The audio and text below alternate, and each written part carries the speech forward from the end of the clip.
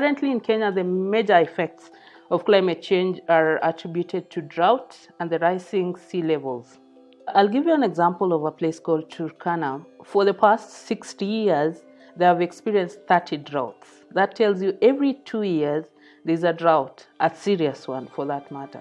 So every time there's a drought, these people are actually forced out of their homes and they have to migrate to the nearing country, which is Uganda or sometimes South Sudan.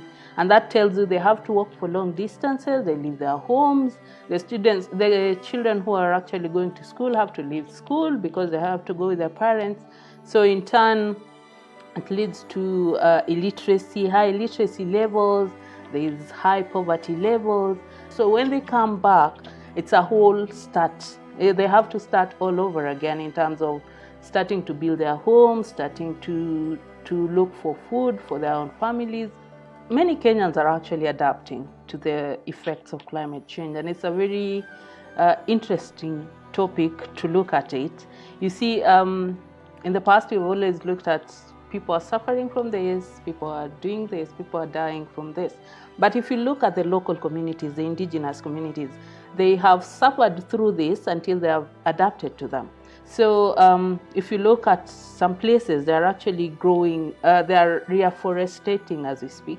They're actually planting trees, taking care of them, ensuring that they grow to proper heights. They're actually adapting to other ways of survival. Like for example, if you were a pastoralist in the past, and then your livestock have actually died from drought and stuff, some of them are actually focusing now on crop farming, and they're doing it along the rivers, and this has actually sustained their lives.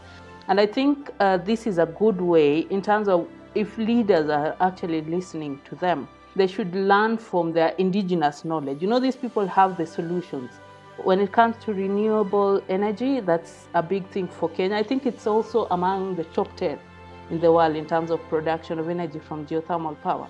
So that tells you that Africa is taking strides in terms of climate action and climate adaptation.